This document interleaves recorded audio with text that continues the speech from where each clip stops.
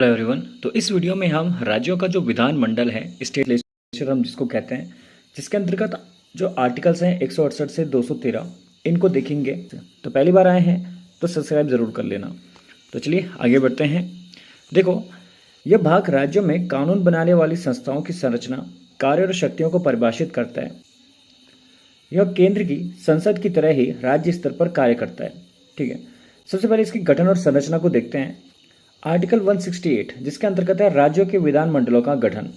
देखो, राज्यों के विधानमंडल के अंतर्गत जो गठन होगा वो उसमें राज्यपाल शामिल होगा और एक सदनीय यानी कि विधानसभा हो सकता है, द्विसदनीय यानी कि विधानसभा और विधान परिषद भी हो सकता है। कुछ स्टेट ऐसे हैं जहाँ पर विधानसभा भी है और विधान परिषद भी है। अगर आप जानते हैं तो कमेंट करके ज़रूर बताना। अनुच्छेद 169 राज्यों में विधान परिषदों का उत्साधन या सृजन। किसी राज्य की विधानसभा के विशेष बहुमत से पारित प्रस्ताव के आधार पर राज्य में विधान परिषद को समाप्त यानी कि उत्साधन या गठित सृजन कर सकते हैं। आर्टिकल 170 विधानसभाओं की संरचना। इसमें सदस्यों का चुनाव प्रत्यक्ष मतदान से होता है। विधानसभा में अधिकतम 500 और न्यूनतम 60 सदस्य हो सकते हैं। ठीक है, प्रत्यक्ष चुनाव यानी कि जहाँ पे डायरेक्ट वोटिंग होती है पब्लिक द्वारा, जनरल इलेक्शन जिसके अंतर्गत देखने को मिलते हैं। ठीक है, वैसे जनरल इलेक्शन और बाई इलेक्शन में क्या डिफरेंस होता है अगर आपको पता है तो कमेंट करके जरूर बताना, नहीं तो मैं जरूर बता दूंगा। अनुच्छेद 171 देखो, विधान परिषदों की संरचना। विधान परिषद के सदस्यों की संख्या विधानसभा के कुल सदस्यों की 1/3 से अधिक नहीं होगी। ठीक है, 1/3 और न्यूनतम 40 होगी। सदस्यों का चुनाव अप्रत्यक्ष रूप से होगा, जिसमें स्थानीय निकाय, शिक्षक, स्नातक स्तर, राज्यपाल द्वारा मनोनीत सदस्य शामिल होंगे। ठीक है। अनुच्छेद 172 राज्य विधान मंडलों की अवधि। विधानसभा का कार्यकाल 5 वर्ष का होता है और इसे आपातकाल में बढ़ाया जा सकता है। विधान परिषद एक स्थायी सदन है जो कभी भंग नहीं होता और 1/3 सदस्य हर 2 साल में सेवानिवृत्त होते हैं। ठीक है। अनुच्छेद 173 राज्य विधानमंडल की सदस्यता के लिए अहर्ता। सदस्य बनने के लिए भारत का नागरिक होना चाहिए और विधानसभा के लिए न्यूनतम 25 वर्ष तथा विधान परिषद के लिए 30 वर्ष की आयु होनी चाहिए। अधिकारी और कार्य। अनुच्छेद 174 विधानमंडल के सत्र, सत्रावसन और विघटन। राज्यपाल विधानमंडल का सत्र बुलाता है, सत्रावसन करता है और विधानसभा को भंग कर देता है। 2 सत्रों के बीच 6 माह से ज्यादा का अंतर नहीं होना चाहिए। अनुच्छेद 175 से 176 राज्यपाल के अधिकार। राज्यपाल सदनों को संबोधित कर सकता है और संदेश भेज सकता है। वह प्रत्येक वर्ष के पहले सत्र और चुनाव के बाद के पहले के सत्र में विशेष अभिभाषण करता है। बाकी राज्यपाल पे एक डेडिकेटेड वीडियो इससे पहले मैं बना चुका हूं, आप उसे एक बार चेक कर लेना। अनुच्छेद 178 विधानसभा का अध्यक्ष और उपाध्यक्ष। विधानसभा अपने सदस्यों में से एक अध्यक्ष और एक उपाध्यक्ष को चुनाव करती है। ठीक है।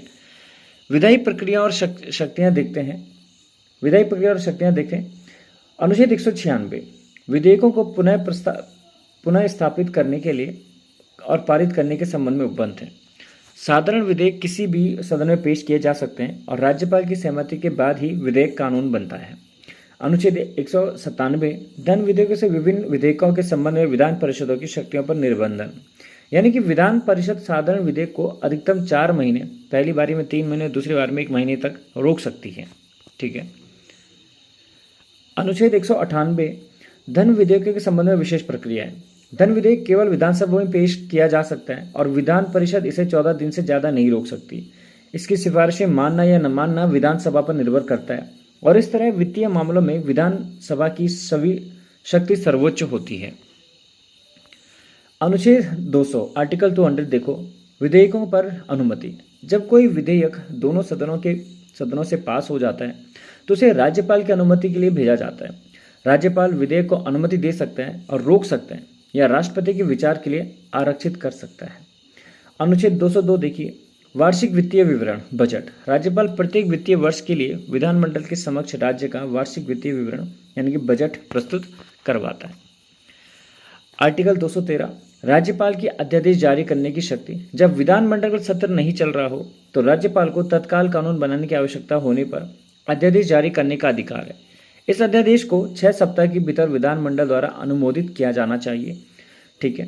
तो इस तरह जो आर्टिकल 168 से 213 हैं, यहाँ के प्रावधान राज्यों में एक सुचारू और प्रभावी विधायी प्रक्रिया से सुनिश्चित होती हैं और इनको सुनिश्चित करते हैं, प्रभावी विधायी प्रक्रिया को सुनिश्चित करते हैं। ठीक है, कोई चीज़ समझ ना आए हो तो कमेंट करके पूछ सकते हैं। सिंपल से वन लाइनर्स हैं तो सोचा मैं बता दूं। बाकी कमेंट करेंगे तो मुझे पता चलेगा आपको कितना अच्छा पसंद, आपको कंटेंट पसंद आ भी रहा है कि नहीं आ रहा है, कुछ चीज़ समझ में आ रही कि नहीं आ रही, तो कमेंट ज़रूर करना। मिलते हैं नेक्स्ट वीडियो में।